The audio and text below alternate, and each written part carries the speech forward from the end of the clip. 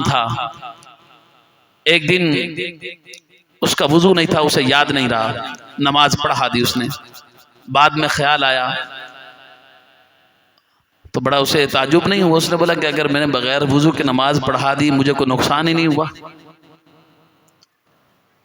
एक मरतबा उस पर गुस्ल फर्ज था, नमाज पढ़ा दी, फिर भी उसे कुछ नहीं हुआ। अल्लाह की सजा, उसकी पकड़ कैसे आती है बंदे को पता भी नहीं लगता कि उसकी पकड़ आई है, और पकड़ा भी जाता है फिर भी अंदाजा नहीं होता। ये मैं बताना चाह रहा हूँ यहाँ पर कि माल है, सेहत है, खुशहाली में गुजर घूम रहा है, लेकिन उसे फिर भी पता नहीं है, फिर भी उस हाल में भी उसकी पकड़ होती है। वो कैसी होती है बंदे को नहीं पता लगता। मैं ये इशारा करना चाह रहा हूँ, सुने। उसने जब ये कहा कि मैंने नापाकी की हालत में नमाज पढ़ा दी फिर भी मुझे कुछ नहीं हुआ, उसके दिल में शैतान ने वसवसा डाला कि दीन सच्चाई नहीं है। उसने ईसाईयत को कबूल कर लिया। उलमा को पता लगा, उसके पास गए, उसे कहा कि क्या सबब बना तुझे मजहब ईसाईयत को कबूल करने का? तो उसने वजह बताई, कहा इस वजह से मुझे कुछ हुआ नहीं। मैंने कहा कि ये दीन सच्चा ही नहीं है। उसने कहा अरे बेवकूफ, तुझे पता ही नहीं चला, तेरी सबसे कीमती चीज ईमान तुझसे बिछड़ गया और तू कहता कुछ हुआ ही नहीं है मुझे।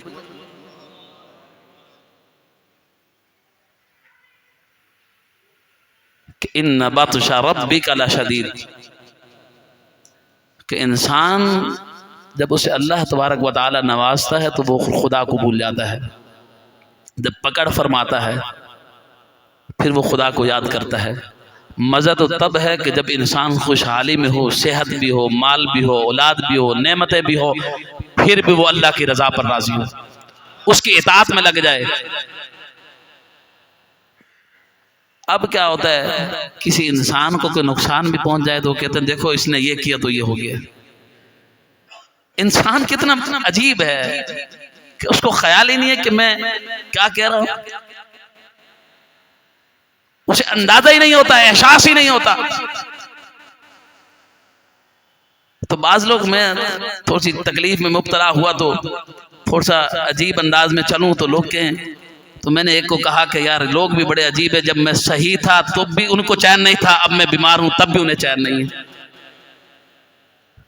कि इंसान किसी हाल में खुश नहीं है, कि जब दुरुस्त था तो भी चैन नहीं था और जब बीमार हूं तो भी चैन नहीं है। तो इंसान किसी हाल में खुश नहीं होता।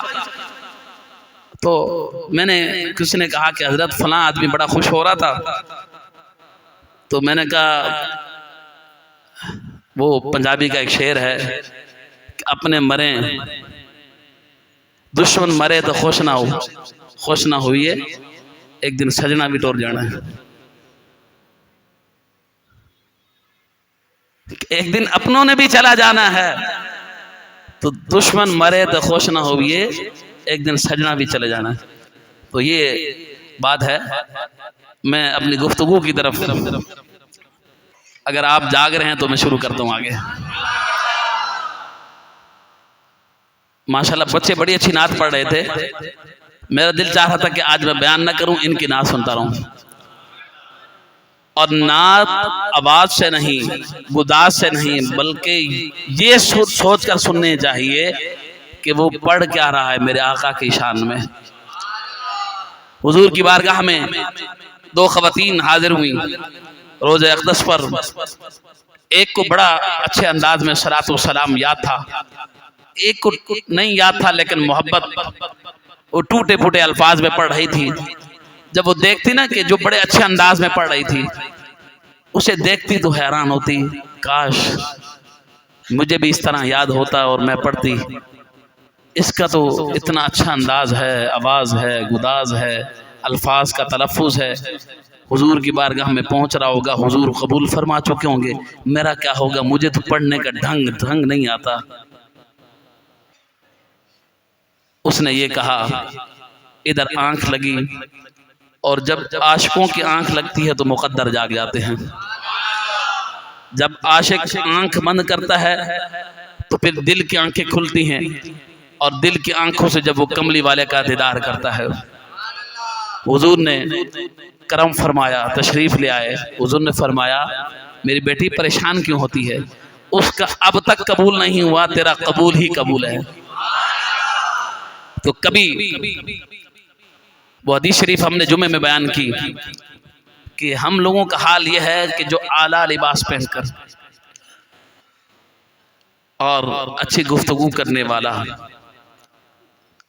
जिसे हम देखते हैं तो उसे अच्छे हाल में मिलते हैं, सलाम करते हैं, गले से लगाते हैं, सीने से लगाते हैं, और जिसका फटा पुराना लिबास हो, चलने का ढंग संग ना हो, लिबास उसका फटा हुआ हो, जिस्म मट्टी से अटा हुआ हो, हम उससे दूर भागते हैं, नफरत करते हैं।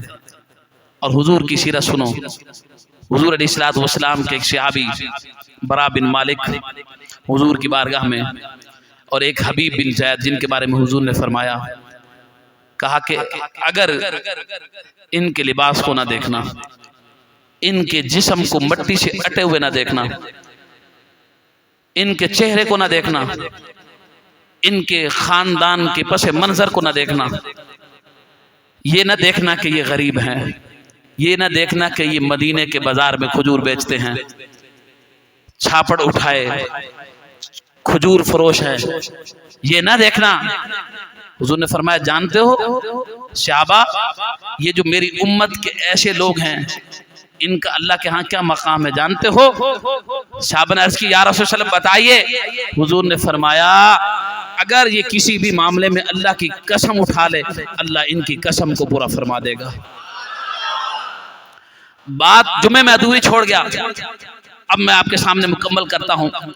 ये जिस सहाबी के बारे में मैंने ये रिवायत पढ़ी है कि जिनके लिए हुजूर ने फरमाया, उसके बाद सहाबा ने मामूल बना लिया कि जिन जगहों में मुसलमानों की फतूहात नजर ना आती, महसूस होने लगता कि शिकस्त हो जाएगी, वो इस सहाबी की बारगाह में हाजिर होते और कहते कि तुम कसम उठाओ।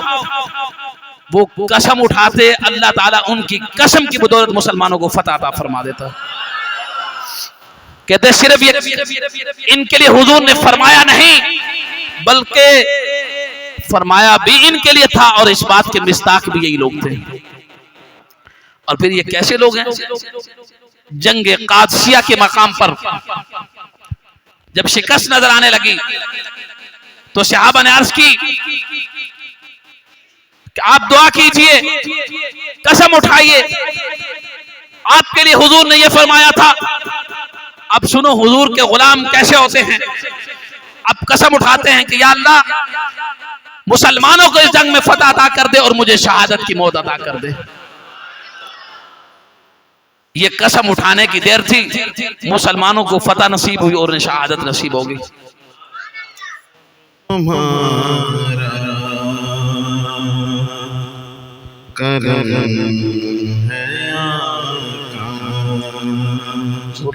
ये सब तुम्हारा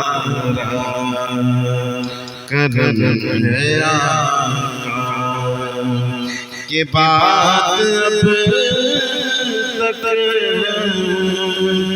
बनी हुई है। ये सब तुम्हारा करम है आका, और किसी का एहसान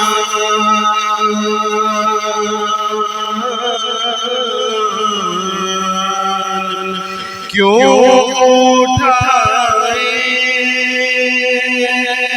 किसी को हालात क्यों बताए, तुम ही से मांगे ये तुम ही दोगे, तुम ही से मांगे ये तुम ही दोगे।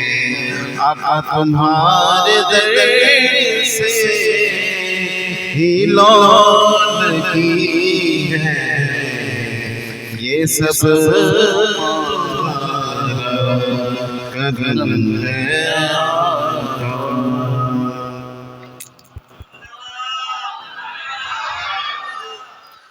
अगर आप तो इतनी ढीली सुभान अल्लाह कह रहे हैं, अगर मैं यही टाइम किसी और मस्जिद में दे दूं तो अच्छा खासा लिफाफा ले सकता हूं और डिमांड करके ले सकता हूँ। और ये नहीं बल्कि राब्ता भी किया कई मस्जिद वालों ने कि हजरत आज का टाइम दे दें, लेकिन मैंने कहा हम आका के टुकड़ों पे पलते हैं। हाँ, तो पैसे के लिए कहीं नहीं जाते, आप लोगों के दरम्यान में मौजूद रहते हैं, तो बस आपसे कुछ और नहीं चाहिए, बस सुभान अल्लाह। वो कहते ना कि घर की मुर्गी दाल बराबर। और याद रखिएगा कि बंदा जिस मकाम पर होता ना वो सुन सुन के तंग आ जाता है। एक बंदे कोई फितरती तक आ जाए, वो कहते हैं कुछ नया होना चाहिए। और हमारे सुन्नियों का तो मिजाज ये है कि हर साल इमाम भी नया होना चाहिए। हकीकत बता रहा हूं मैं आपको, जितनी मस्जिदों में अपने सुन्नियों की चले जाएं, बस एक साल गुजर जाना। कहते हैं हमारे एक उस्ताद हैं मुफ्ती हामिद अली नासिर अशरफी साहब, लाठी में एक मस्जिद में इमाम थे, तो उनको जब 2 साल मुकम्मल हुए ना, तो कहा हजरत आप कहीं और जगह देख लें।